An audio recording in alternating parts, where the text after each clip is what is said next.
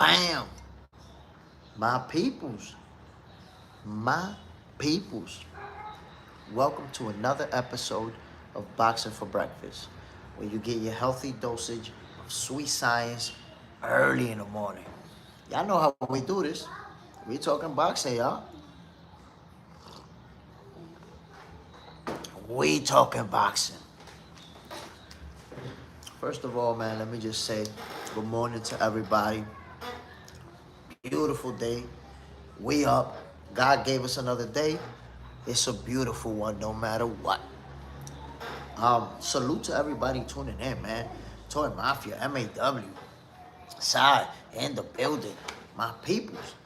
Y'all see what's going on in boxing. Interesting developments. Let's start off with Terence Crawford. The WBC has decided to strip him. And to be honest, it doesn't really matter. Right? Does it really matter that they stripped him of that title? That's it. Terence Crawford is the 168 undisputed champion. Everybody knows that. And he wasn't even planning on staying there or defending that belt. He's going down to 160.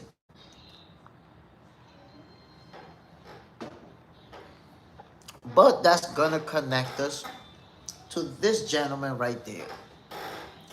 Janibek. He popped dirty. Tested positive for a banned substance, which I can't name off the top of my head. And his fight is already off with Lara. They already have the opponent that Lara's going to be fighting.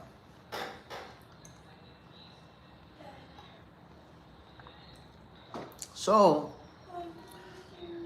I'm pretty sure the whole thing about Crawford moving down to the 160 division and challenging Janibek, I'm not going to say I'm pretty sure, but that may be dead. I'm just saying, assuming Janibek gets stripped, that will be dead. The only reason I say may is because I don't know if they're going to strip him. I don't know how that's going to play out. Interesting development. Could this mean Crawford goes down to 160 and fight Carlos Adamus? I'm just saying.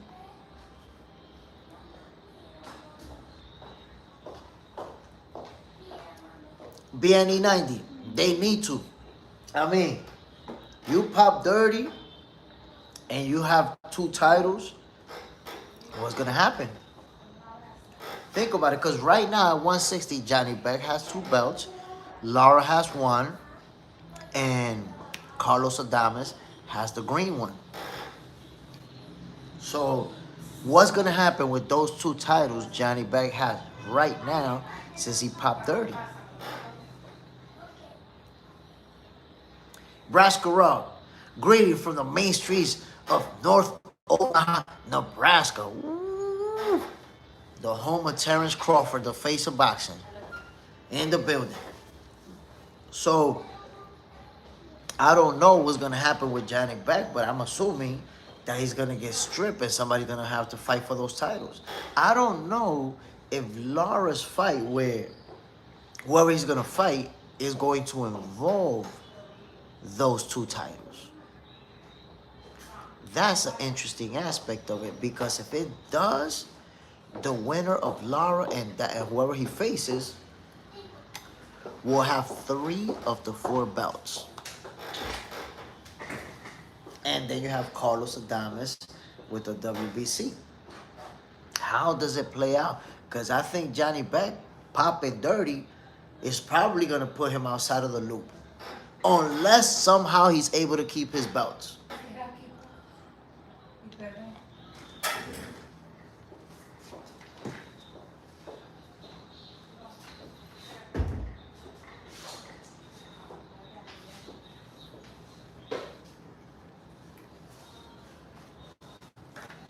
If Janibek is somehow able to keep his belts, then he's in the loop.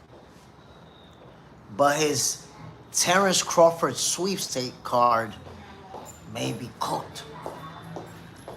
The Monk. What's up, Box Center with Jay Smith? Salute, my brother. Bam. Appreciate you dropping in, man. You already know what it is. We talking boxing. Welcome to another episode of Boxing for Breakfast. Everybody tuning in. Jay Smith, man, we giving you the real deal. Y'all know we don't talk conspiracies and we not making stuff up out of thin air. We talking this real boxing stuff, my peoples. Early in the morning. Giving you a healthy dosage.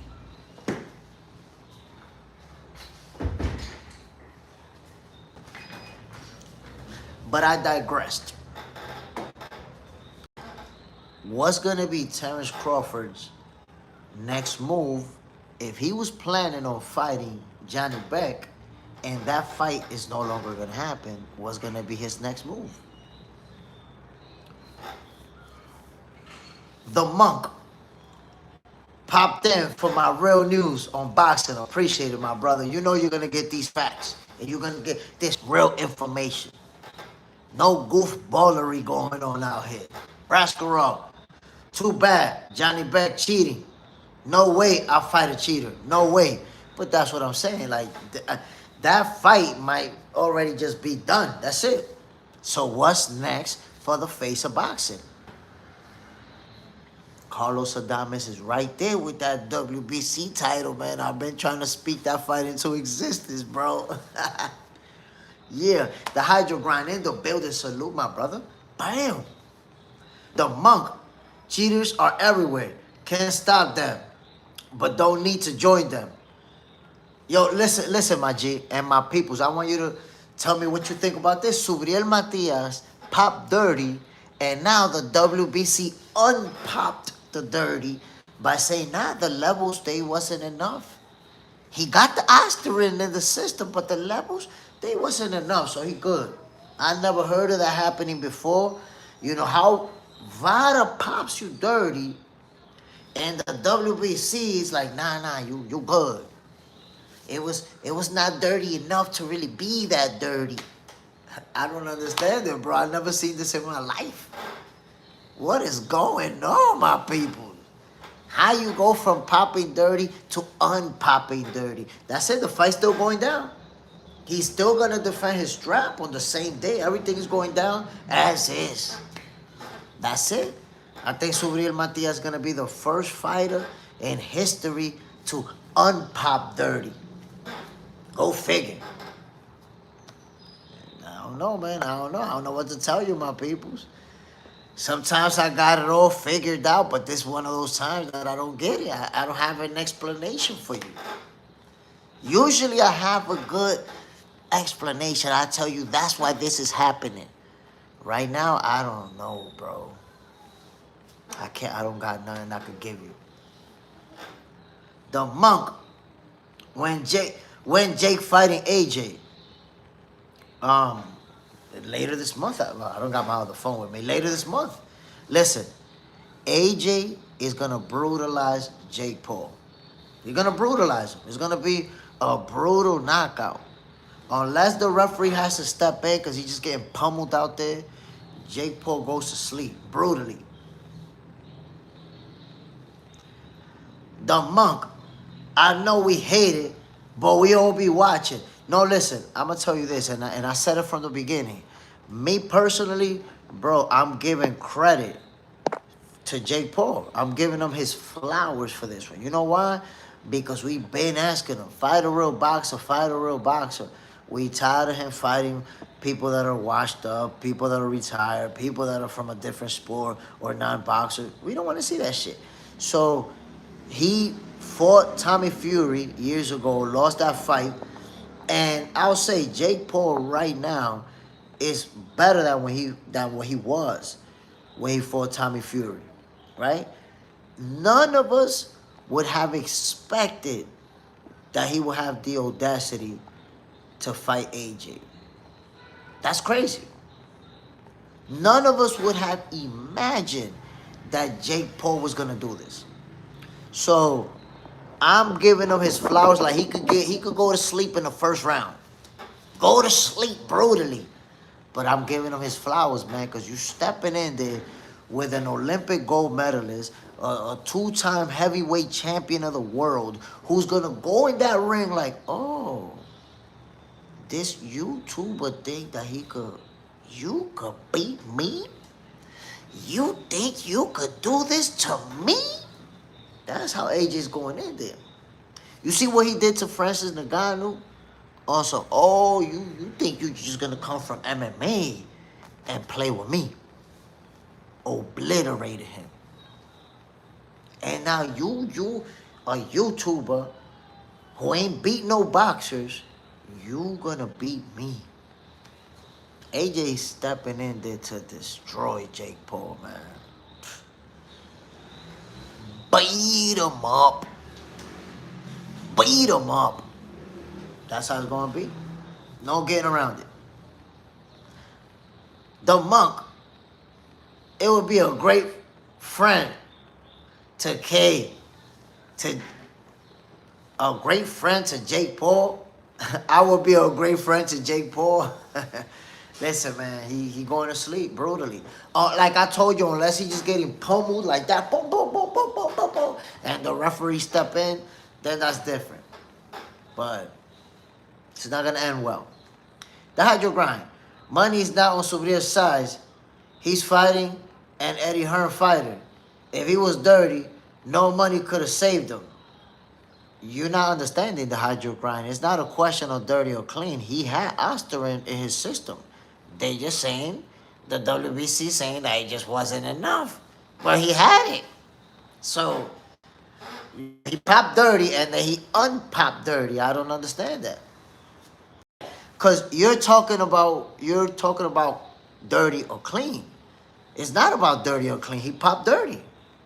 But they're saying, no. The amount that he had, that wasn't dirty enough to be dirty. I never heard that before. That's just me. New shit happens in boxing, I guess. Scott Fernie. Good morning, Boxing Hands. Salute, my brother. Bam. Appreciate you dropping in. Shaku Hands is in the building.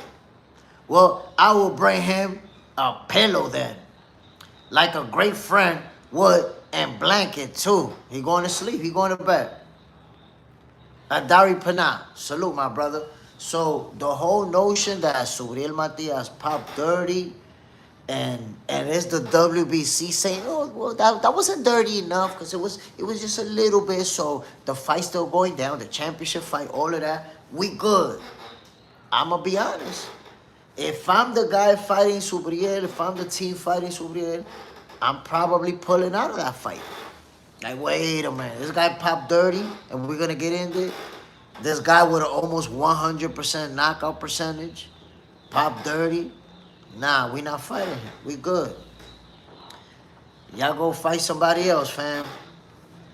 Y'all go pummel somebody else with that extra strength you got going on over there. The Hydro Grind. Do you see Crawford lost the WBC title because he refused to pay them fees? I saw something about the fees. I wasn't sure what was the case. However, if you're not planning on defending those belts because you already stated that you're going to 160, why the hell will you pay them a hefty-ass sanctioning fee when you're not even planning to defend those titles? So, take them shits. Take that shit.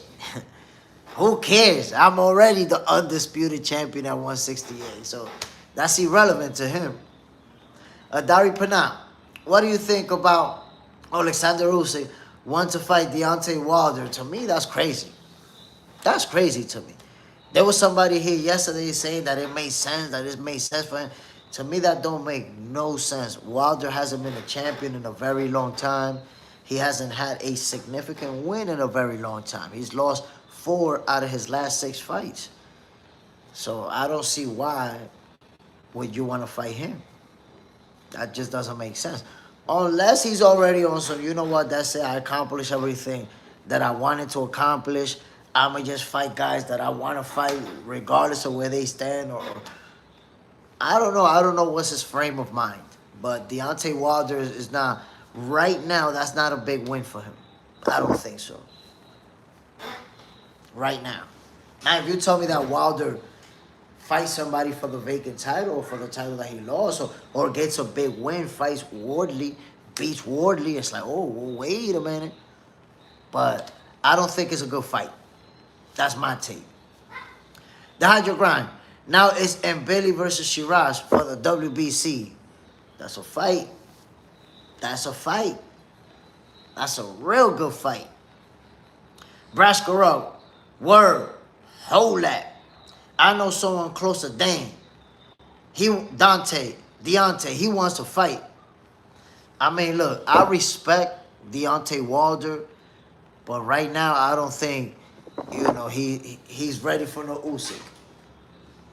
I just don't think so. I think he goes up against Alexander Usyk and he's gonna be made to look bad, bro. He's not gonna look good. Scott Fernie. I saw a face-off between Wilder and Ruiz. I wonder if that happens. You see, that's a fight that I like. That's a fight that I like. Wilder and Ruiz. You know why? Because they've both been inactive, although Wilder has fought, but they've been inactive, both of them. Both real good fighters. Both, have been at the highest levels. They could give us a fireworks display. But in this case, my peoples, make no mistake about it. Jake Paul is going to sleep brutally. If the referee don't save him, or the corner or something like that, like he's being saved, he's gonna be brutal. He's gonna take a nasty, nasty, nasty pummeling. Take my word for it. Now, I think it's interesting to see Janibek pop dirty, right? We already know that he's not going to fight Erislandi's Lara. Somebody else is going to fight Lara. What's going to happen with those two belts that Janibek has? What's going to happen? Buddy bite. Ruiz is a dog. That's facts. That is a fact. The Hydro Grind. It won't be good for Wilder. Look, I think Wilder has to get a good opponent in there and get a good win before trying to fight somebody for a title. MAW. I think Usyk fights for WBO after Wilder then retires. Man, MAW, you've been pushing that Usyk versus Wilder fight hard, bro. The Hydro Grind. Janibek provided a second sample. He might unpop dirty and the fight still happens. Let's see. Let's see. But I've never seen that situation where a fighter says, well, let me submit another sample. So I don't know about all that. You submit one sample and they take the A and the B. That's what they do. So for people that don't know this, your A sample and your B sample, the way that works is that you pee once and they separate it into two separate tubes. So they test the first one. If it's dirty and you say, no, I'm clean, maybe that tube was tainted, they test the other one. It's not that you pee again because they're not going to give you an opportunity to flush your system clean. So all that stuff about, well, he sent another sample, I don't know about all that. That's already going to be weird to me. Al Booger, salute, my brother. But explain to me how exactly Subriel Matias unpopped dirty. Like, you popped dirty by VADA, but the WBC unpopped you dirty, so the fight's still going down. Still defending his title. In this case, Janibek, I don't know if he's going to be able to unpop dirty like Subriel Matias. This is new stuff, new territory that I'm... Look, my peoples, usually I have an answer. I have an answer. I don't got an answer for you right now, bro. My bad, my people, but this is one of those that even J. Adamus can't tell you. Never seen somebody unpop dirty. Claymore Rain in the building. Salute, my brother. Bam. Hey, yo, salute, J. Smith. They always trying to stress my guy, Bud. Damn, man, come on. Stay pulling them funny moves. But I said it before, you know what? They could shove that title because he wasn't planning on defending anyway. He already stated, I'm not staying at 160, I'm going to 160 to take over and conquer another division. So screw y'all. I'm going to be holding the WBC joint at 160 next, and ain't nothing you could do about it. But, yo, Claymore, I'm trying to figure out, man, how somebody pop 30 and then they unpop 30. I don't know, man. Weird times that we're living in. MAW, man. I'm so disappointed Janibek versus Lara isn't happening. Shaking my head. Was really looking forward to that. Lara versus Adamus can happen after Lara has his stay busy fight versus Janibek's replacement. Let's see. But I want to know what's going to happen with those two titles Janibek has.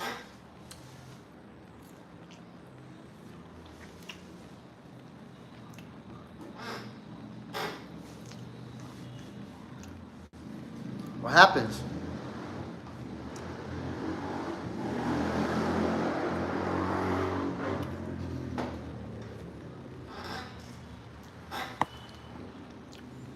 Shaku hands, that's Fugazi. The hydro grind. Suriel sent a second sample, a hair sample, which is even more effective. And Asterin shows longer. And he came out clean. It was contamination. The percentage was... That's a good one. They never said it was contamination, bro. Nobody said it was contamination. They just said it was a small amount in his system.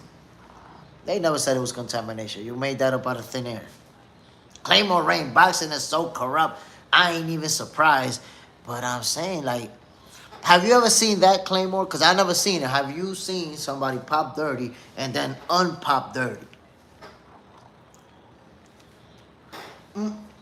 And by the way, the Hydro Grind, check out the WBC statement. They're not saying what you're saying. I don't know how you came up with that. The WBC statement is that the percentage that he had in his system was minute. That was their statement. They didn't say that, oh no, it was a tainted. They didn't say that. Fake narrative. Claymore Rain, they need to strip Janibek, need to move up to 168 with his weight bullying ass.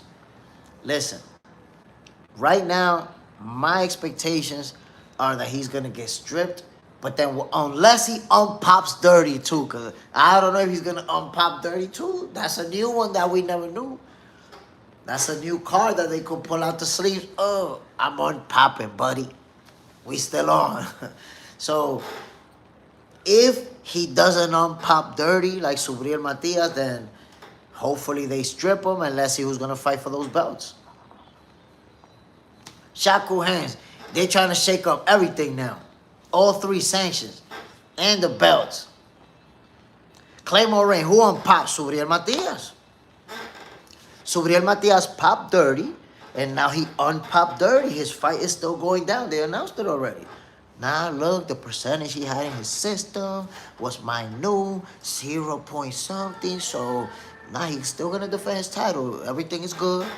Nothing to see here. We good. I don't understand that. How Vada says you pop 30 for Asterin, the same thing that got Ryan suspended for whatever amount of time, and now Subriel Matias tests positive for Asterin, and they're like, no, but this is different. We unpopping him 30. Never heard, never seen him. Gotta be the first fighter to unpop 30, bro. I never seen that shit. The Hydro Grind, the official report, when they unpopped and said the findings are consistent with contamination. Man, listen, he popped 30. You're talking about they consistent. Do you know what that means? Shaku hands. Unpopping is an effect, bro.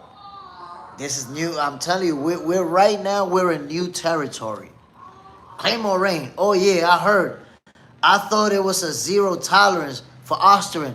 I thought so too, but here we go. You can unpop. Our book is simple. Subriel was under the limit. But when was there ever a limit? Do you realize that if you're under the limit, then everybody who's cycling off could be under the limit and they'll unpop? Because you know, when you're cycling off, that's what happens. It gradually leaves your system. So if they catch you before you're fully cycled off, they're going to find you below the limit, and now you're good. Damn, bro.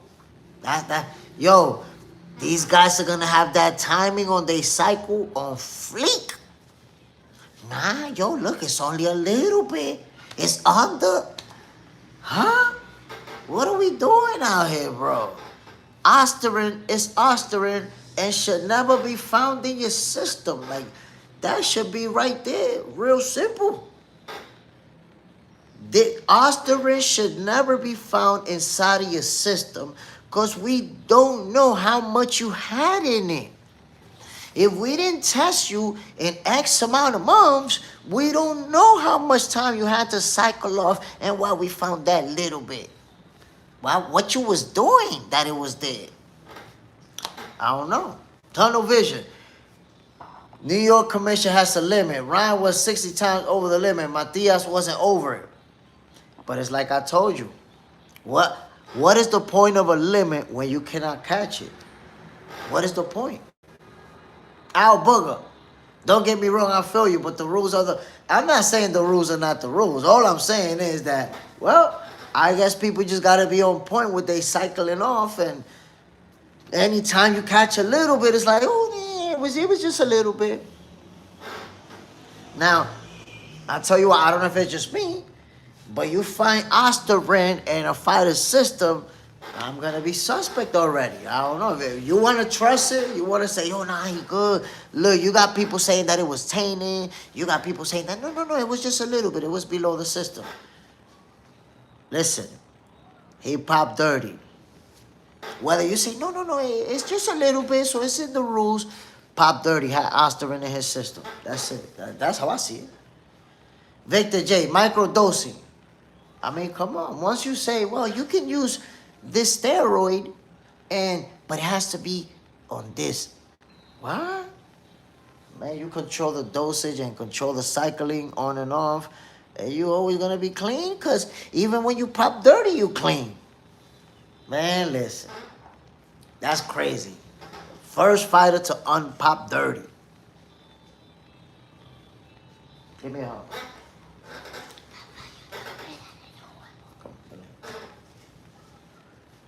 But I feel you, man. I understand that we're all not gonna have the same perspective. Some people are gonna be, or are gonna have a point of view where it's pro, the guys that they like, and it's gonna be like, no, he's good. Everything is cool. It's a misunderstanding. He really didn't pop dirty because he's cheating. He popped dirty because it was below the, it's in the rules. I don't know about all that. Victor J. Smith, have you noticed since Victor Conti passed away, more people popping? I haven't noticed. People been popping. Nah, people been popping. Yo, year after year. Look, the thing is that it's not always people of the same level of fame. But people always getting popped. People always been popping. And like, that's kind of, think about it, man. You're talking about fighters who never even been involved with Victor Conti. Adari, do you watch amateur boxing? I mean, they don't put a lot of amateur boxing on TV, bro. I cover amateur boxing.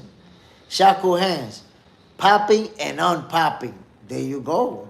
Right now, we just found out when a fighter pop dirty, he might unpop. So, we got to wait first. Wait. He did pop dirty, but let's wait to see if he's going to unpop. That's how we're going to have to do it now.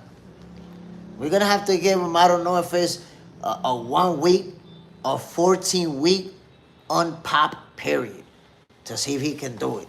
If he can't do it, he's cooked. That's it, yo. Subriel Matias.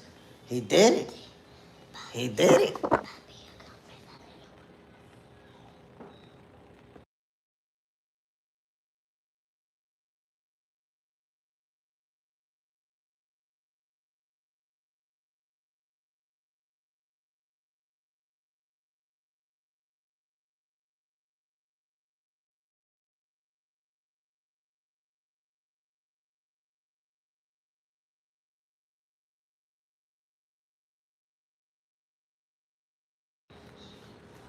Victor J. Janibek really screwed himself. Man, listen, he basically had a fight guarantee with Terence Crawford. If he beat Eddie's Lara, his shot was right there for Terence Crawford. You was gonna have your biggest payday of your career. You was gonna be on the biggest stage of your career, and you lost it. That's it. Gone, just like that. That's why I'm saying, since Crawford is planning on going to 160, what happens with those two titles Janibek has? Are they gonna strip him? That's what I'm expecting, but well, and we don't know if he's gonna unpop like Suriel Matias, so we gotta wait for that too. Is he gonna unpop or is he gonna stay dirty? Adari Panat, what do you think about super heavyweight? Honestly, I don't know him like that. I don't want to mispronounce his name, but I don't know him like that. I've seen a couple of highlights, and that's about it. So it's hard for me to say something. Victor J. Lara had him shaking in his boots. Nah, I think Lara was going to win that fight, bro. I think Janibek was going to win that fight. I really do. Shaku hands. Like, I really felt that way. But I still want to see how they're going to react. How is it going to play out with those two belts? Are they going to take them away? Is he going to unpop dirty? We're going to find out. We're going to find out. Shaku hands. Cass complained that Bud was asking about Canelo in stadium last night. I mean, I don't know why, why would you complain? The face of boxing, do whatever he want, talk about whatever he want, fight whoever he want. Give him his $100 million. Simple as that. He beat Canelo Alvarez in convincing fashion. Don't need a rematch. You want a rematch? 100 mils. Drop 100 mils on the kid. The Hydrogrind. They should put the belts on the line for Lara. My peoples, let me know. Let me know if I'm here. Let me know if you got audio. I froze for a second. Mic check. Jay Smith, you back now. Here we go, my people. We back in the building. We back in the building. Oh, y'all thought I was just going to leave. Y'all thought I was just going to get the hell out of here. Nah, my people. Always remember, if something happen, you know I'm coming back. We back in action, my peoples. So check it.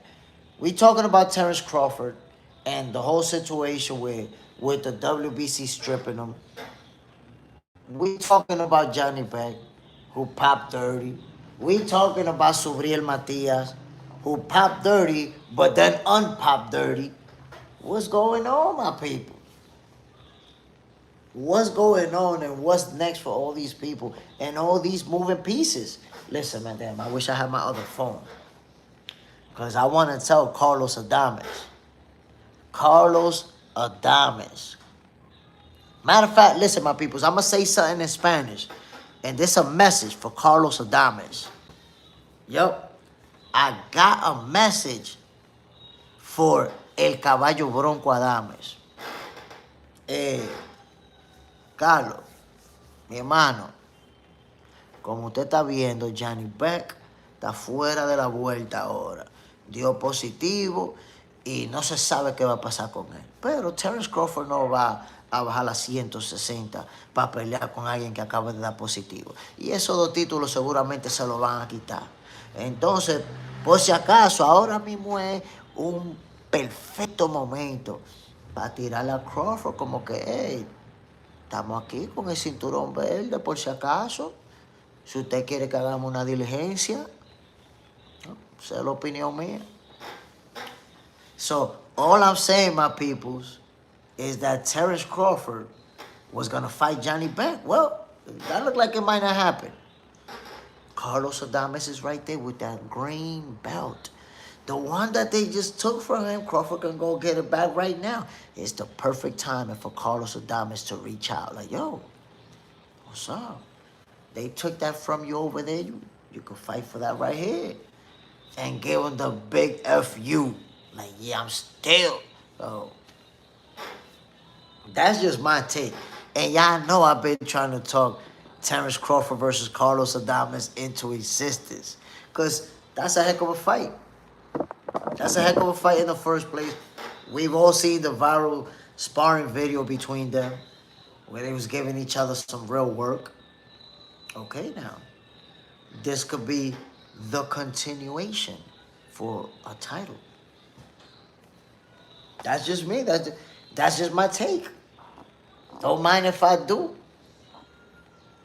But my peoples, let me know what y'all think about the whole situation, man, with Subriel Matias. Unpopping dirty. Unpopping dirty, Subriel Matias. We've never seen it before. It happened. It happened. That's why you have to wonder, is Janibek gonna be able to unpop dirty too? I don't know. I don't know if he's gonna pull it off, man. I honestly don't know. By the way, salute to everybody tuning in. Y'all already know this is another episode of Boxing for Breakfast where you get your healthy dosage of sweet science early in the morning. My peoples, what is going on with these fighters that are at that level popping dirty? Damn, bro. Damn. It's disappointing to see that. Especially when you have somebody who you're saying, yeah, this guy can fight, this guy's gonna put up a good fight, this guy's a real legit champion, and then they pop dirty. And then the whole thing with Subriel Matias. Come on now. What are we talking about with Subriel Matias? Unpopping dirty. No, it was a little bit of steroids that he had in his system. That's not a big deal. It was really little. Huh? Okay, then, I guess anybody who's cycling off and they get caught with a little amount, you good. You good, family. We don't need to question why you got aspirin in your system. It was just a little bit. I don't know, my peoples, but that just doesn't sit well with my spirit. It just doesn't. You pop dirty, and that's it. That's always been the case. But now we know you pop dirty, you can unpop dirty too. Shaku hand, cycling craziness. That's the thing though, when you cycling off, you could get caught without having completely flushed it out of your system. And that's what's going to happen. It's going to be a little bit only. So, yeah, you good. We clean. Munguia unpopped too. Oh, word. But wasn't Munguia, what was his case? Why did he unpop? I can't remember what was it. Because, let me give you an example. Alicia Baumgartner, she didn't unpop. In her case, it's simply that she don't know how I got it in her system. That's it. She don't know how I got it in her system. Munguia, his B sample was negative. No, so let me say something. If your B sample is negative, then you was just clean and that was tainted. You didn't unpop because you really was clean. Subriel Matias on pop, bro. This dude, he got it in his system. It's there, but it's just a little bit. Subriel Matias B sample tested negative, man. You made that up out of thin air. Sabrina Matias B sample didn't test negative. With Alicia, then they clear her, but the way they cleared her is because she didn't know how it got in her system. I've never seen somebody being cleared that way. That's it. She didn't know how it got in her system. So she was cleared because she don't know how she got it. But, you know, I think every fighter in history, whoever popped dirty, said they don't know how they got it. They believed her. The hydrogram, bro, look it up. I'm going to look it up because I don't got my other phone, man. I'm going through some technical difficulties over here. But, yeah, Alicia Baumgartner did not have a B sample test negative. No negative test. She just didn't know how it got in her system. Ultimately, it went down to that. She's innocent because she don't know how it got in her system. So she served a suspension, but she kept all her titles. Side, that's the dog ate my homework excuse. I don't know. I don't know how it got there. And they're like, well, you know, we don't really know how it got there. She didn't do it on purpose. We're clearing her. That's it. That's the way the cookie crumbles. That's the way the cookie crumbles, my people. Let me give you an example. Ryan Garcia popped dirty, right? And they overturned the decision and gave Devin his title back. His titles back. Y'all remember that, right? Devin got his titles back. The fight is a no contest. Well, when Alicia Baumgartner popped dirty, Christina Leonardatu, who had just lost to her, the win was not overturned, and Leonardatu did not get her title back. And it all stayed like that. And Alicia Baumgartner never tested negative. It's just she don't know how it got in her system. Y'all remember when she was like, the muscles were like that, ripped muscles? Well, pop dirty. Shackle hands, yes. Baumgartner got away with it. Did it. She didn't even unpop. She popped dirty, served the suspension, and then they said, nah, but she good though. She clear. She don't know how she don't know how it got there. Things be that way sometimes. What can I tell you, my peoples? But when it comes to Janibek, I don't know if he's gonna unpop. Cause like I said, man, these days a fighter could pop dirty and then unpop, and we gotta see how that plays out. We gotta give it some time. The hydrogram, that I don't know how to excuse, bro. It's tough to excuse that one. The good old, I don't know how it got there. And the thing is that something can get into a fighter's system, you know, without them knowing. Like, you know, they could trust people around them to get their supplements and all that stuff, and someone could put something that they don't know about. But still, at the end of the day, it's hard to see somebody pop dirty and, oh, well, you know, no, we don't know what happened over here. That's boxing. But once again, the face of boxing is probably not going to be fighting Janibek. Just give him his $100 million to do the rematch with Canelo Alvarez while everything sort itself out at 160. Y'all got issues right now. With Janibek popping 30, y'all got a whole set of issues going on at 160. Y'all sort that shit out over there. Them 2 titles Janibek got, strip them, have people fighting for them, and when y'all sort everything out, I'm going to get this 100 mils, pummel Canelo Alvarez a second time, and then I could go to 160. Just do that. The hydrogram. Yeah, sometimes team wants the fighters to perform so much, they dope him without him knowing. That can happen. You know, it's hard to believe that it is the case most of the times. But it can happen. It definitely can. But if you pop dirty, that's it. You know, it's not gonna be. You can't use the excuse like, "Well, I popped dirty because somebody in my team gave it to me." It doesn't matter. You still had the extra strength, or you stepped in there and pummel your opponent. You still had it. You know, come on now. Whether you knew or not, you still had that extra spice in your punches. I didn't know I was punching so much harder and knocking them out the box. Well, now you know. You know what was in your system, buddy.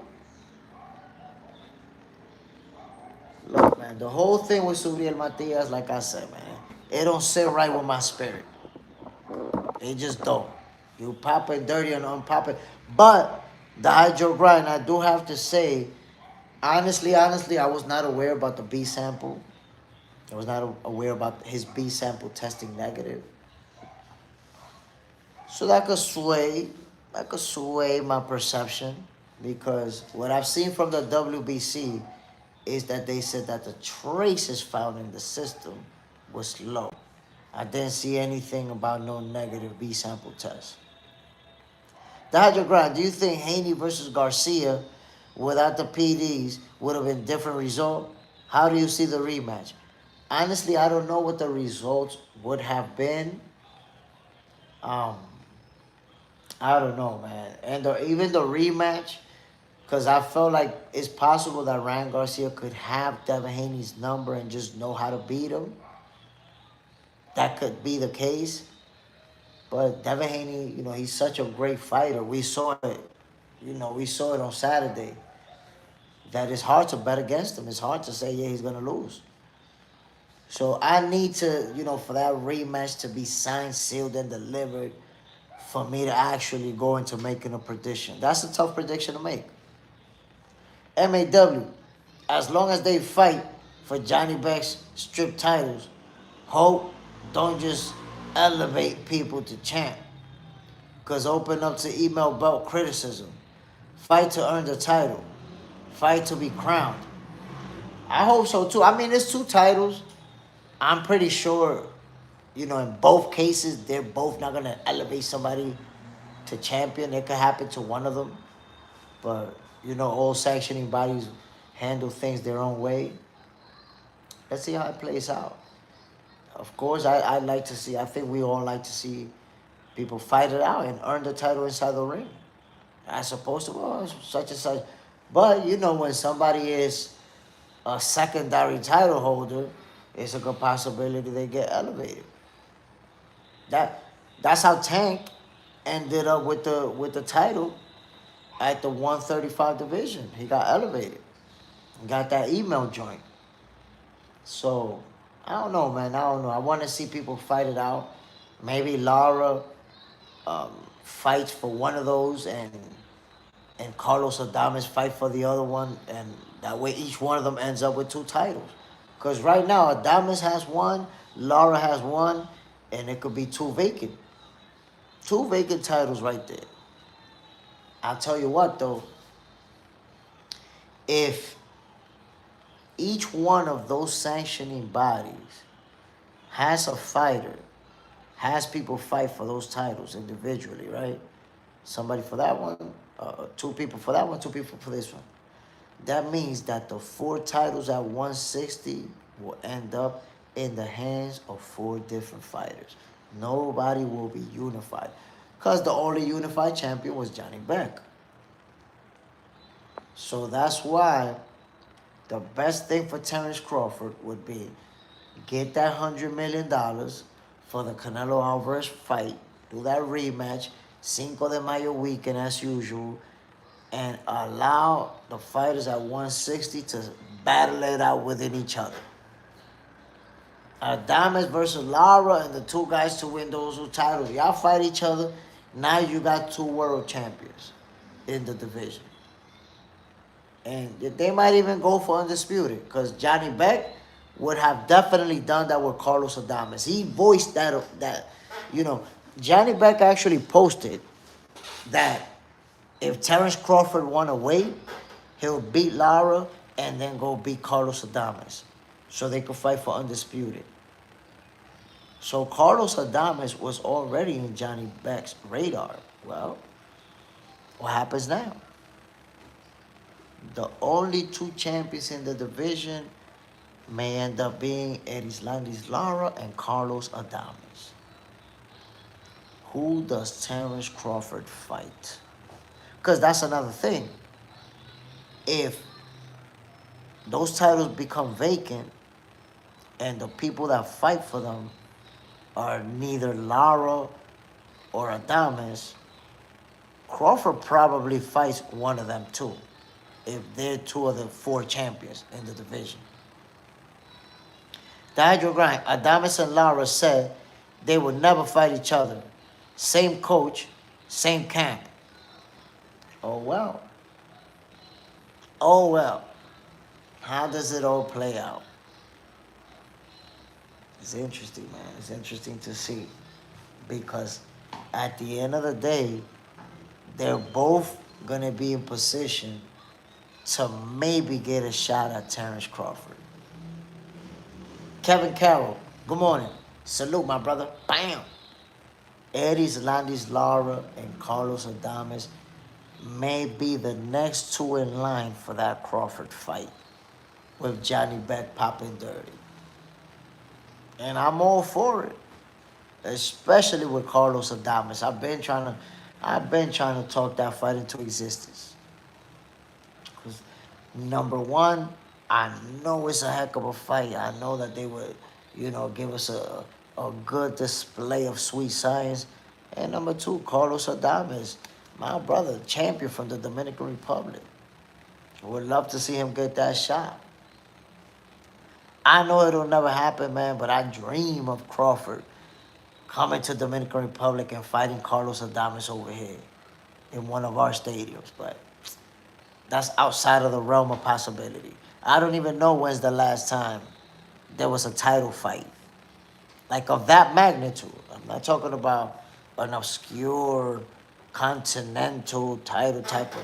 No, I'm talking about, one of the main straps, WBC, WBO. I'm going to look it up, but I don't know when's the last time a title was disputed here in the Dominican Republic. Victor J. Smith, can you give quick thoughts on Usyk Wilder possible fight?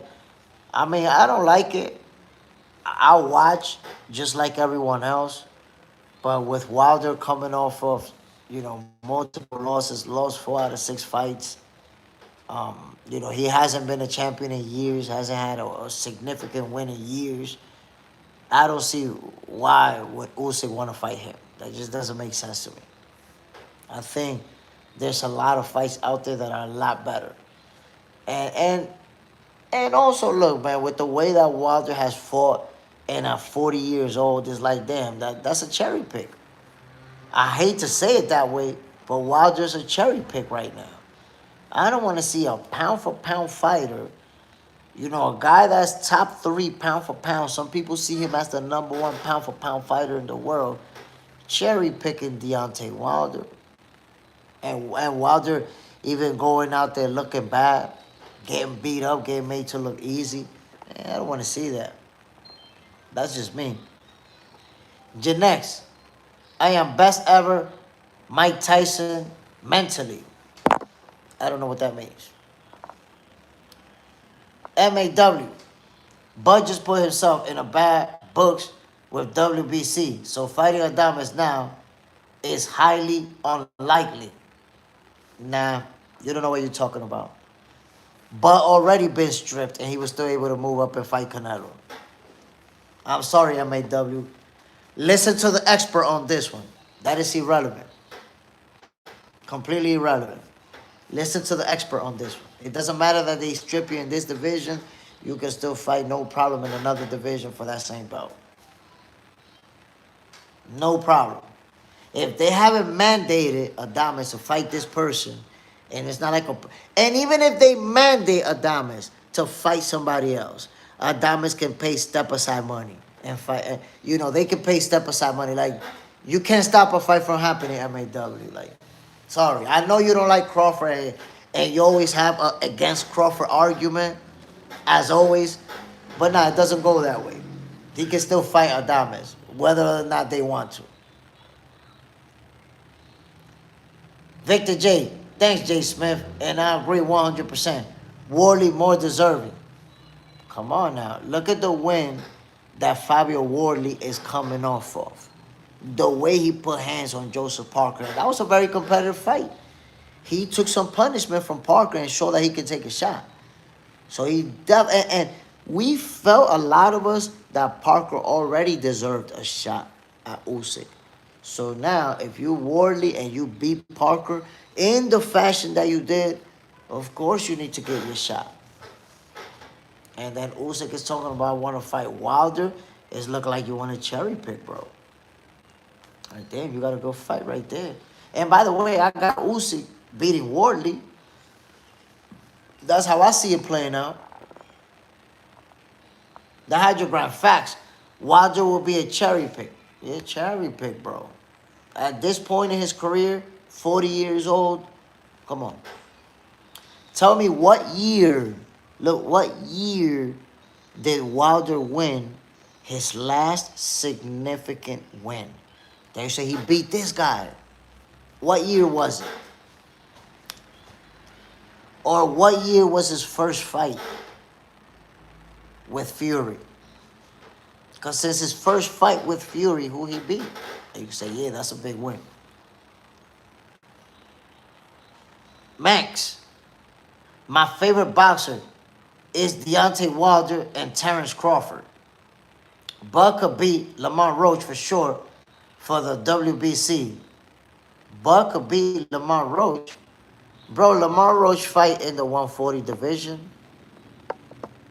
How you say Bud could beat him if Terence Crawford fight at 160 potentially next?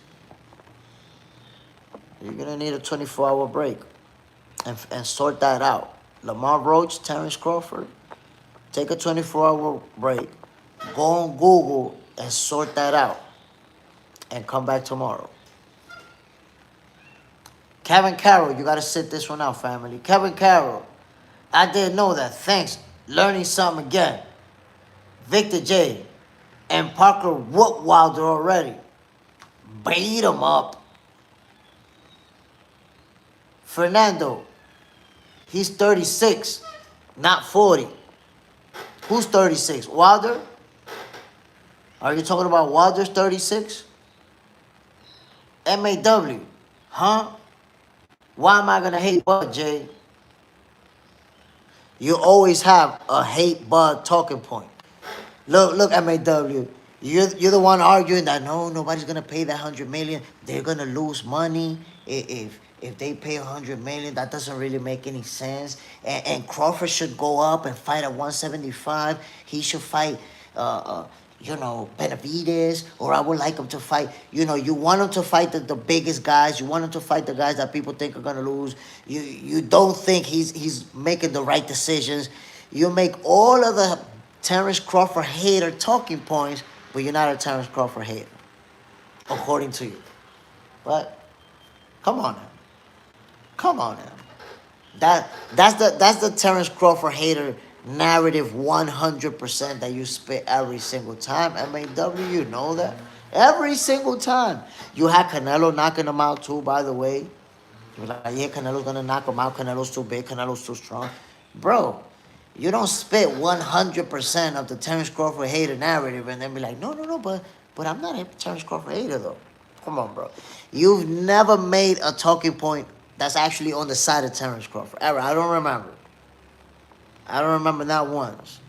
He's either made a bad decision, or he's fighting the wrong opponent, or he should be fighting someone else that you think is going to beat him. Or come on, bro. Come on. You can't repeat the same narrative and say, no, but I'm not a hater. Victor J. Wilder beat Ortiz back in 2019. That's the last win I can think of. 2019, bro. And we're going to 2026. You see what I'm saying? It's like when you think about Wilder and when is the last time he got a big win, you got to think in terms of years. You got to go back years.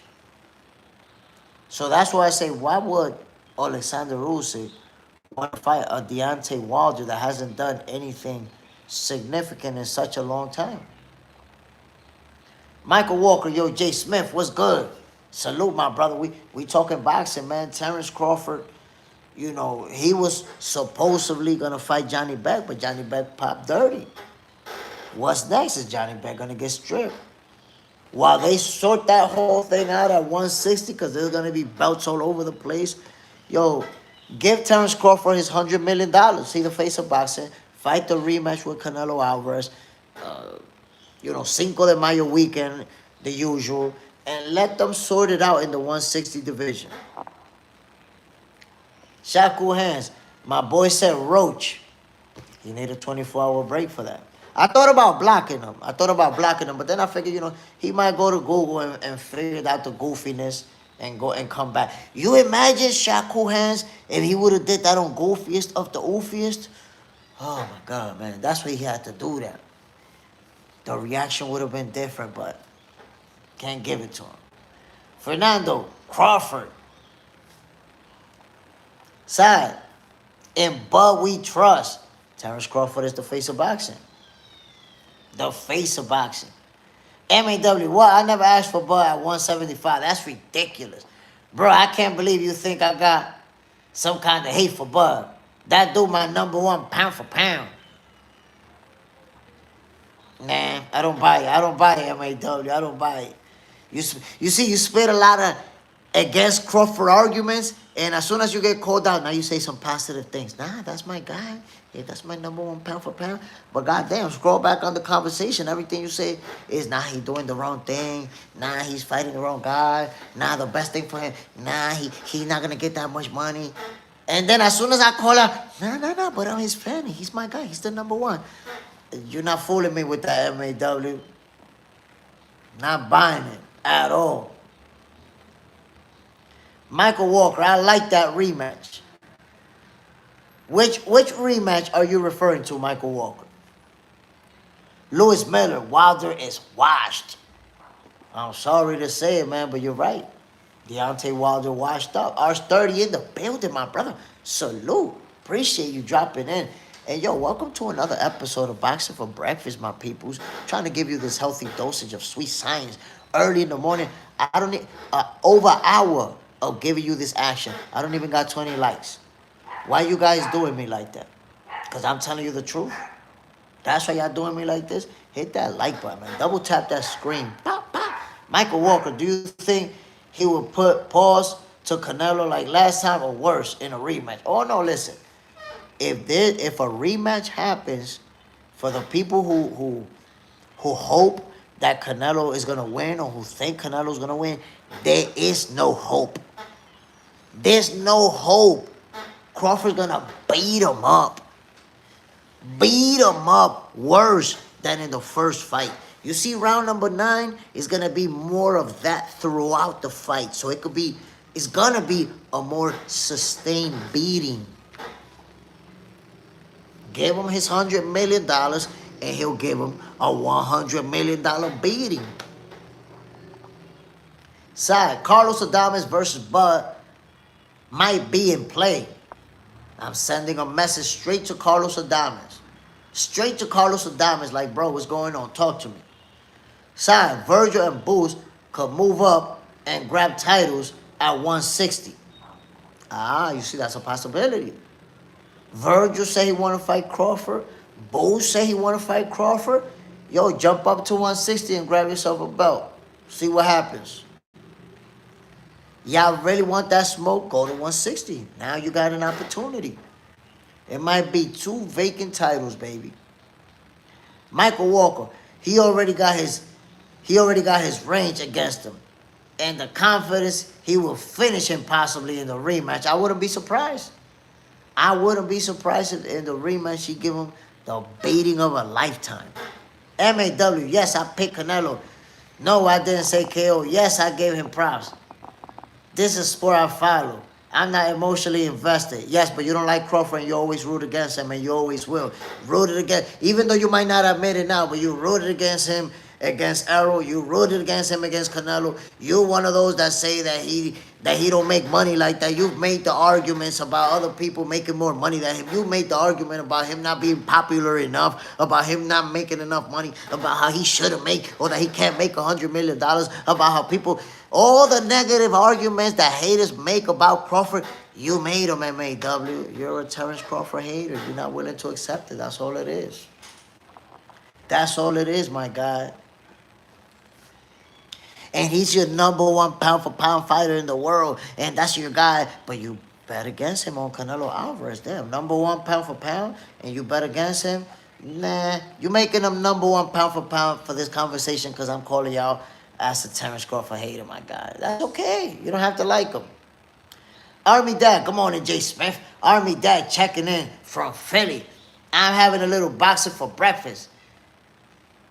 The guy that talked about Lamar Roach owes you 50 push-ups while he on that 24-hour break, man. Army Dad, I don't know what be happening sometimes.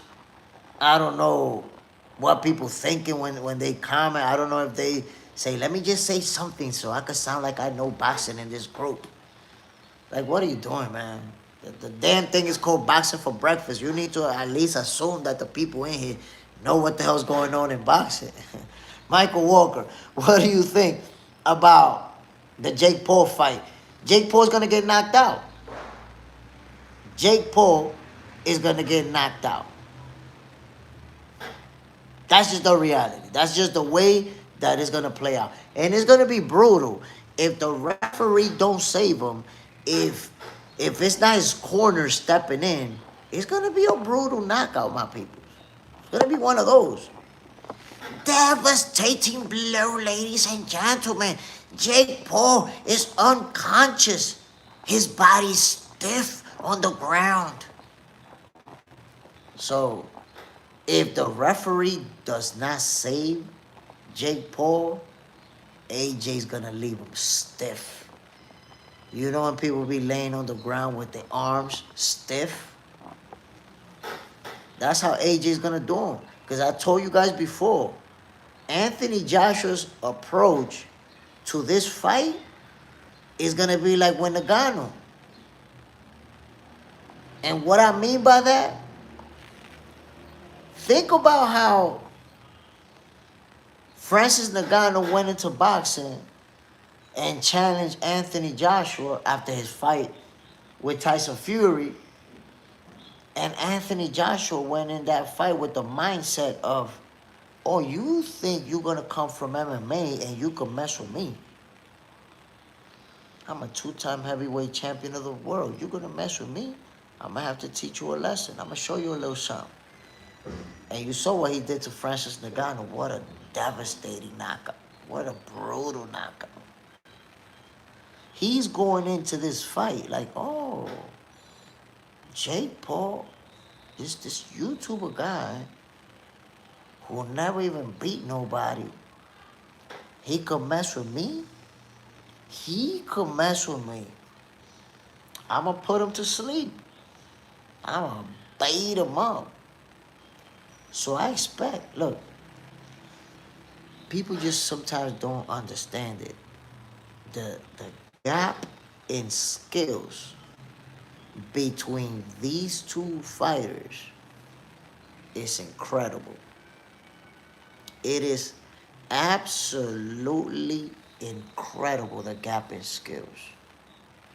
So the only thing that can happen here is Jake Paul just get absolutely pummeled. R30, anything is in it for the money.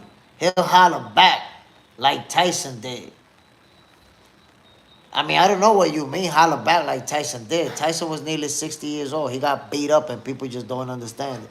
People not ready to accept it that he was an old man. I'm going to put it to you like this.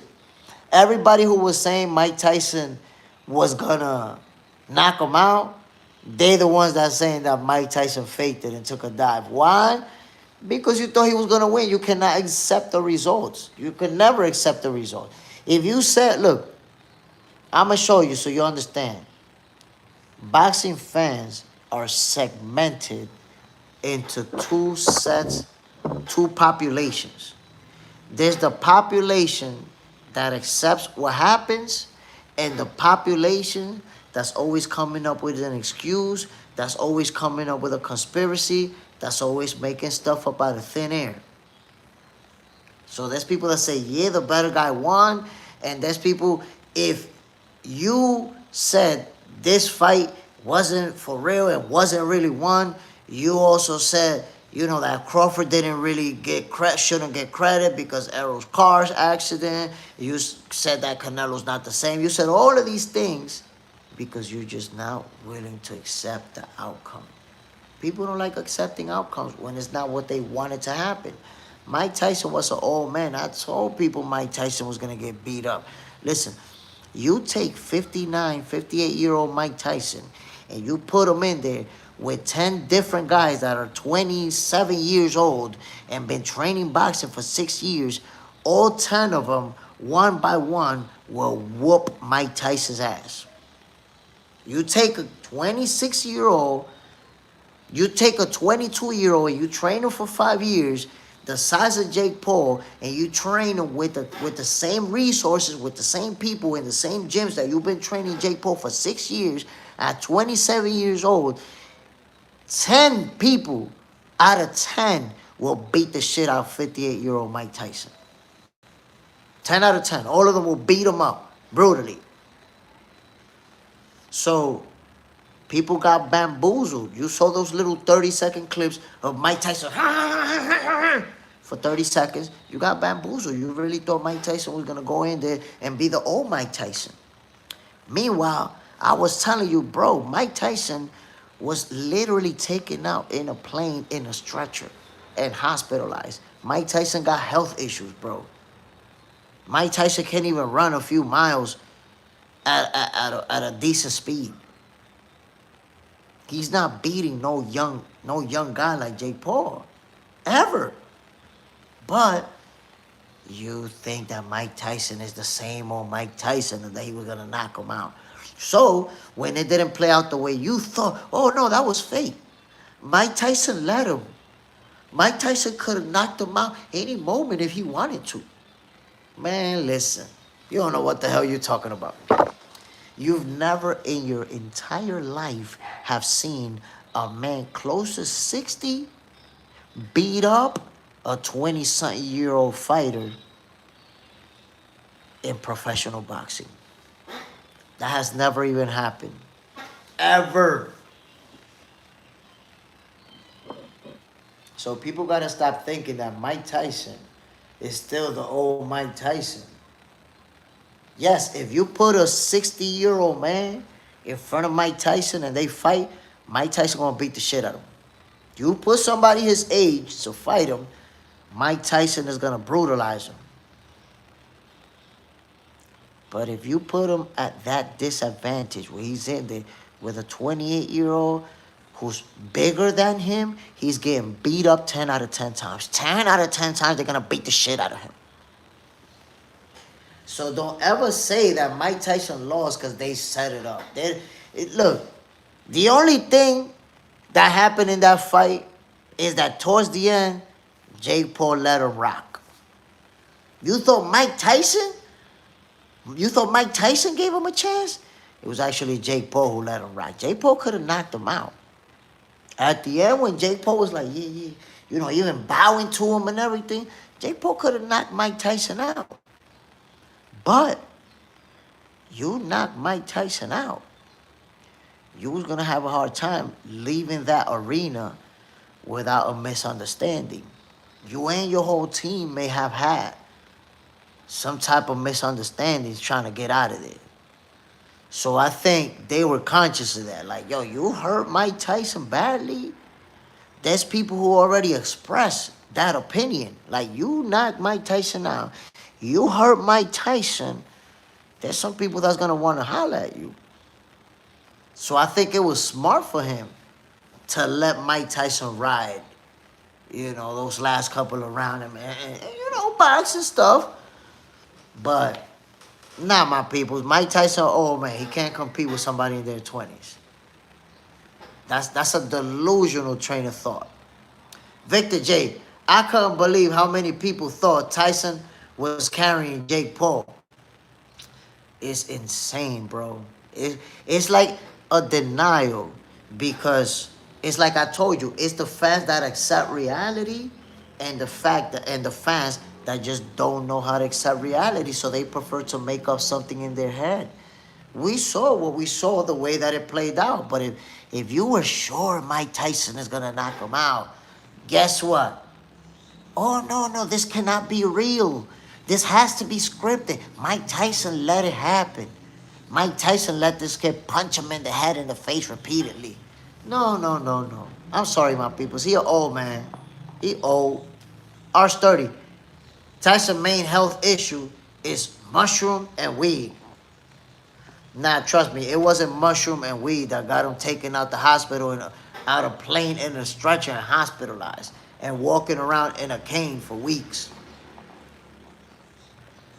At least Lovejoy, Tyson is God. I mean, Tyson, he's not God, but he's an icon in boxing, and he's one of the biggest names in the history of boxing and one of the most important names. Remember, Mike Tyson is not like this new generation just sees Mike Tyson as a personality, you know, somebody that they see on TV or you know, in different outlets. But this guy was a heavyweight champion of the world and one of the best of his generation. Some people consider Mike Tyson one of the best ever. In fact, dare I say Mike Tyson is one of the best ever. He just didn't accomplish as much as he should have, you know. But, you know, personal struggles stopped him from doing a few more things that I think he could have. Lewis Miller, Cruz or Roach? Lamar Roach is going to cook him. Lamar Roach is going to cook him. He's going to beat him in a more convincing fashion than 10 days. Victor J, I respect Tyson as a boxer. It's not that, but casual fans think he's the best ever. I don't see it. Honestly, I don't think that casual fans say he's the best ever. I think amongst casual fans, Muhammad Ali is the best ever. He's the guy who's more widely recognized as the best of all time. Tyson is just super popular. You know, people who don't know shit about boxing will show up in the chat like, hey, man, I love boxing. I know Mike Tyson. You know how many people are blocked for just saying that shit? Man, I love the sport of boxing. I know Mike Tyson. Oh, word? Pop! Blocked. Fuck out of here. You don't know shit about boxing. If that's the first name that you bring up, you don't know shit about boxing. Because I think we all love Mike Tyson. If we follow boxing, we know what he accomplished in the ring. But if you join a conversation and the first name that you bring up is Mike Tyson, you definitely don't follow boxing and don't know shit about it. When people join a conversation and the first name they say is Mike Tyson, if you ask them who Tank Davis is, or if you ask them, do you know who's Gervonta? He's going to say, nah, who's that?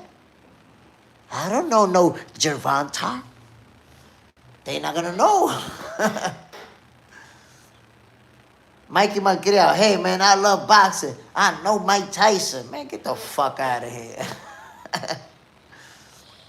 At least Lovejoy, you don't know shit. Mike Tyson. I'm trying to tell you. Mike Tyson, it's kind of like Michael Jordan, right? Oh, yo, I love the sport of basketball. That's my favorite sport. I know Michael Jordan. What the fuck is you talking about? Michael Jordan ain't played ball in decades. Mikey Macria, 24 people, 24 likes. I love it. Nah, man, those are some old likes. There's some people that's in here ducking that like button, bro. Some of them is old likes. Some people ducking that like button the same way some fighters is ducking some other fighters. And I'm not going to name no names because people be getting mad at me. Double tap that screen. Come on now. At least Lovejoy. Dummy, you're not 6'2". Damn, yo, you angry. What's the anger for? Yo, take Now, I was going to send you on timeout, but I could already see you on dummy mode. Go ahead and get the hell out of here. You said too much already. Lionheart. Paul is getting smoked. He's getting brutalized. He is getting brutalized. Victor J. Mike Tyson.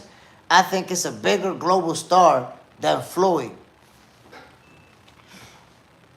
It's hard to say. It's hard to say. Honestly, I'm going to say no. I'm going to say no to that.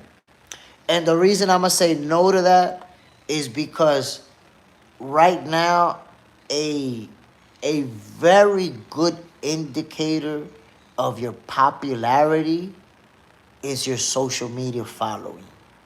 And Floyd Mayweather has a much larger following across all social media platforms than Mike Tyson. So, no, he's not bigger. He's not bigger globally, bro. Trust me. Mike Tyson is huge. Superstar, icon, iconic status. But Floyd is bigger. If you look at the following that they have, Floyd is bigger. Just do boxing. What's good, Jay? Good morning, my G. Bam, salute, my brother. Yo, you see what's going on? Subriel Matias popped dirty, and then he unpopped dirty. So his fight is still going down. He's still going to defend his title. Let's see how that plays out. Janibek pops dirty. Those titles going to be stripped. And what's next for Terence Crawford now? Now that we know he's not going to fight Janibek, most likely, what's next for the face of boxing, man? What is next for the face of boxing? It's going to be very interesting going forward to see. I mean, I say if they're going to give him that $100 million and he's going to fight Canelo Alvarez, then that'll buy time for the whole situation to sort itself out in the 160 division. Those two vacant titles, y'all fight it out. Y'all figure this whole thing out. Terence Crawford, Canelo Alvarez goes down the usual Cinco de Mayo weekend. And after that, he'll decide what he want to do, who he want to give an opportunity to at 160. Ralph Lauren, Logan Paul is the next big thing. Welcome to the block party. Bam. Victor J. For me personally, Lara Janibek was the fight I was looking forward to the most. I was really looking forward to that fight too, bro. I really wanted to see it. But unfortunately, Janibek popped dirty. Janibek popped dirty. I don't know if he's going to be able to unpop dirty like Subriel Matias. I don't know, but let's see. Shackle hands. Mauricio stripped him. He hated. Cinnamon got dusted off by Bud. I mean, you beat Canelo Alvarez the way that he beat him. I'm guessing that Mauricio wasn't probably too happy about that. I'm guessing Mauricio Sulaiman, who's been a supporter of Canelo Alvarez, was probably on the same side of the argument as everyone else. Oh, Canelo's going to knock him out. Canelo's going to beat him up. Canelo's going to show him. And then you had to watch Canelo get beat up too, just like everybody else. And he watched it in person. That must have been pretty devastating. Oh, was Mauricio Sulaiman there in person? Because I know him and Turkey, they not. So I don't remember seeing him there. But obviously he was watching that fight. And he had to watch Canelo get pummeled. That's the way the cookie crumbles, my people. That's the reason why right now Terence Crawford is the face of boxing. That's the reason why. And my peoples, we was talking about it yesterday. We was talking about this yesterday. Conor the Destroyer Benn is now the WBC mandatory at the welterweight division. Come on now. Shaku hands. Yeah, I think he was there. Oh, it was in Vegas. Yeah, it was in Vegas. I'm thinking Turkey was there. I'm thinking Riyadh season in Saudi. It was in Vegas. He definitely had to be there. In person, watching Canelo get punched on. But my people's Conor Benn is now the WBC mandatory for the welterweight title. That means either Ryan Garcia or Mario Barrios will be fighting Conor Benn. If they want to defend, because there's always the option that they could, vacate the title to go fight somebody else. But I think they'll defend, whichever one wins. Very interesting. That's a very interesting development. Can Conor Benn perform at the welterweight division the way that he did at 160? Because honestly, I think that's going to be the challenge. I think the challenge is going to be that, he has to go down 2 divisions. So with doing that, can he still be effective? Can he still be strong? Is he going to be weight drained? You think it's tough to move up 2 divisions?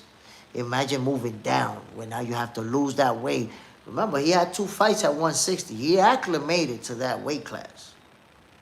MAW, we got to see how well he can shrink back down. We got to see it. Now, his advantage is that he's still young. He's always been an athletic guy. He's always been a guy, if you follow him, he's a guy who's in the gym even when he's not fighting. He's in very good shape. So that helps a lot. If you're one of these fighters who gets way out of shape in between fights and then you get back in shape for your fights, it'll be tough. But I think he'll be able to pull it off and be good. But we still have to see it.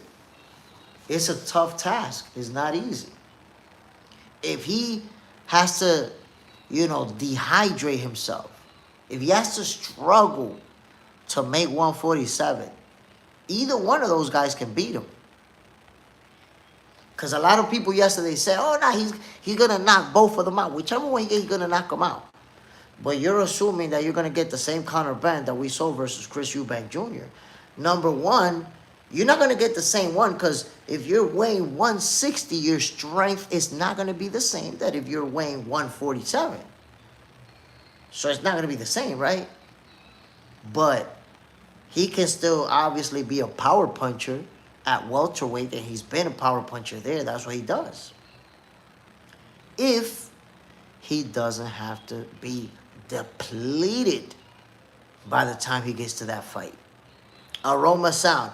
And he probably still had to drop weight to get to 160, of course. Acclimating to that 160 meant that he went above it and then worked himself to it. I don't know if you remember Aroma Sound, but the last fight, Conor Benn showed up weighing like 156, I think, or 157. He couldn't even make the 160. Couldn't even make it. So this time around, 2 fights in a row at 160, I believe, will make it more difficult for him to drop to 147 and be his usual self at that weight class. But he has the athleticism, the youth on his side, and because of that, I think he can pull it off, but we have to see it. But Conor Benn is going to be a problem in the welterweight division. We're going to find out if he can grab a title real soon. Real soon, my peoples. We're going to be finding out what's good with Conor Benn.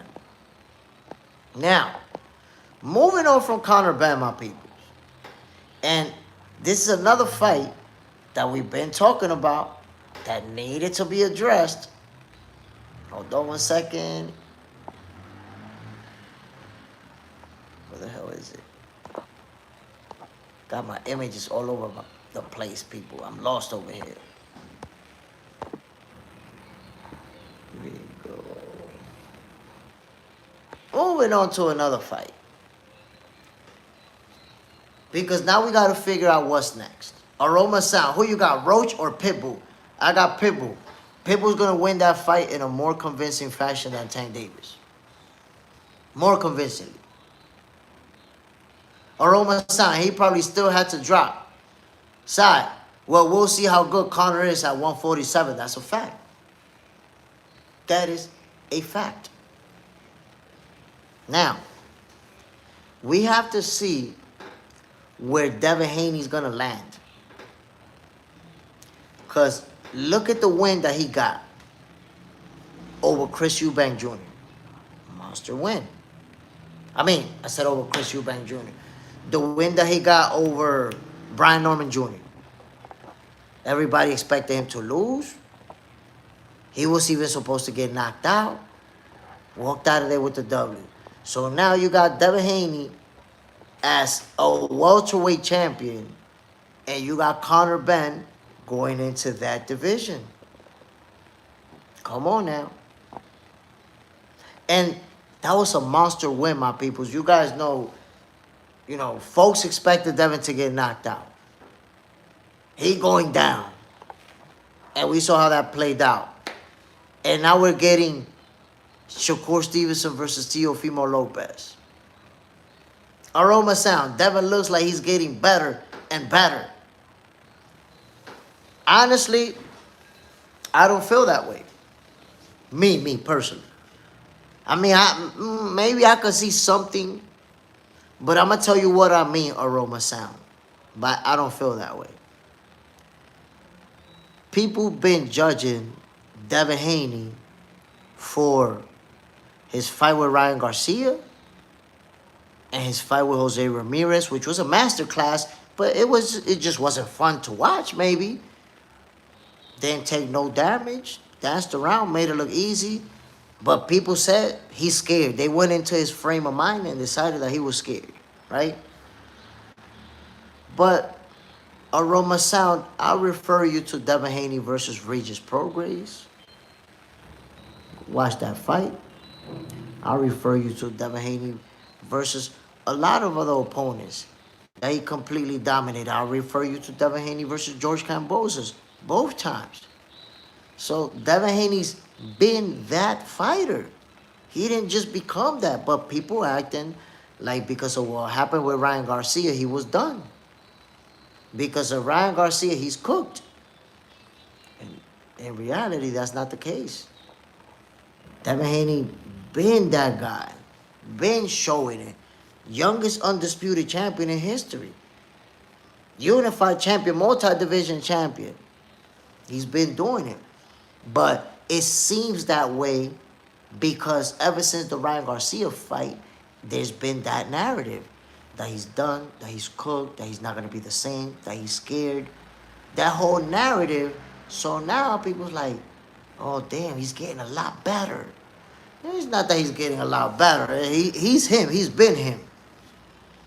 Shakur has Jay now. That camp first fight, jab and clinch. Now, that's not jab and clinch. That clinch, every time you saw that clinch was because Kambosos was trying to lunge in. You're going to lunge in like that head first, we clinching. All that lunging in shit, nah. Stay there and box me, let's box. Beat him easily. Pitched a shutout. 12-0. The rematch, another shutout. 12-0.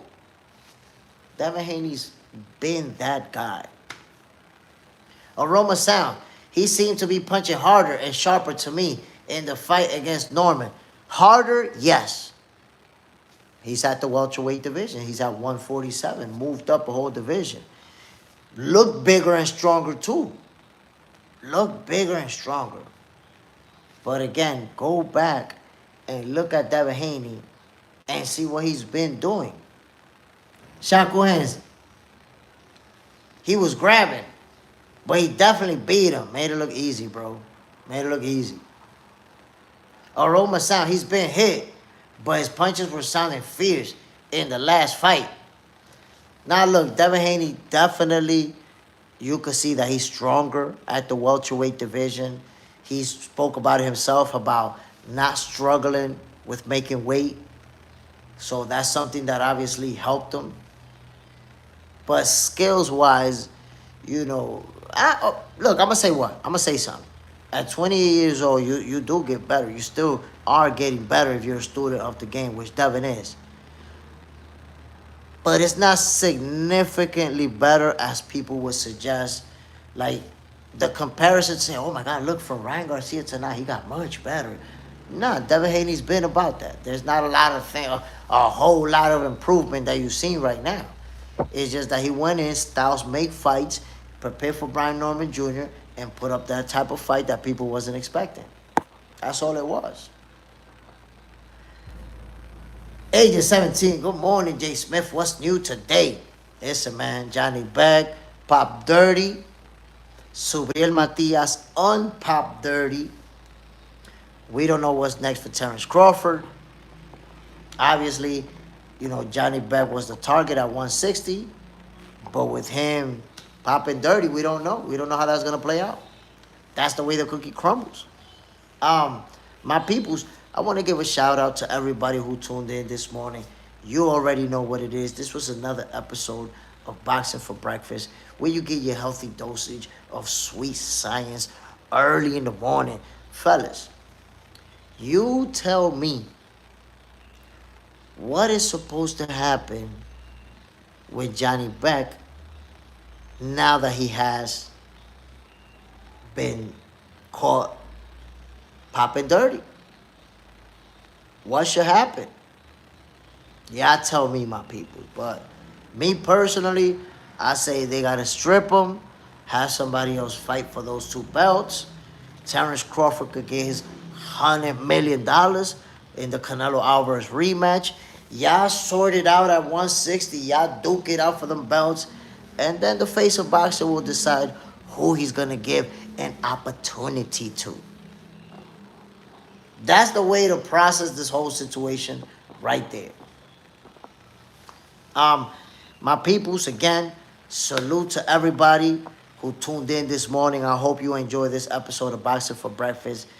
Appreciate everybody who hit the like button. And I appreciate all the hating ass motherfuckers who didn't hit the like button. You still tuned in, you goofball. My peoples, you know what it is? Tomorrow, 6:30 a.m. Eastern Time, Boxing for Breakfast is going to be lit. It always is. Kevin Carroll, yo, thank you again for a great episode. You should just be part of the commission. Thank you. Stay blessed. Appreciate it, my brother. Really appreciate you. And I want to give a shout out to Kevin Carroll, Agent 17, Arch 30 was in the building, always showing love. Aroma Sound was in the building side. Salute, MAW, Just Do Boxing. Victor J was in the house. Kryptonite, Michael Walker. Who else? Al Booger was in the building, talking that talk. Lewis Miller, and everybody else who tuned in, my peoples. Y'all already know what it is, man. This was another episode of Boxing for Breakfast. I hope you enjoyed this healthy dosage of sweet science early in the morning. I'm Jay Smith. I'll see you guys tomorrow. And don't forget to subscribe to Box Center 2.0, my peoples. Exclusive content is dropping on there. Goofiest of the Oofiest. The podcast only drops on Box Center 2.0 on Mondays at 6 p.m. Eastern Time. You don't want to miss it. The second episode of Goofiest of the Oofiest is gonna go down next Monday. And y'all know we're gonna get down with the get down. Oh, wait a minute. Shaku Hands, underrated, your underrated Will, man. You missed out. You missed out on this magma that we were spitting today. So you're going to have to rewind and watch the replay, bro. You need to watch this replay because important topics needed to be addressed, and they were. We was talking about important matters over here, bro. You need to check it out. Kevin Laurie, salute, my brother. My peoples, I'm out of here. One love to everybody. Make sure you catch tomorrow's episode of Boxing for Breakfast because it's going to be just as lit as today's. Salute to everybody. One love. You had a few more seconds to hit the like button. If you didn't, you a hating ass mofo. Damn, B. Double tap that damn screen. I'm out of here. Peace, y'all.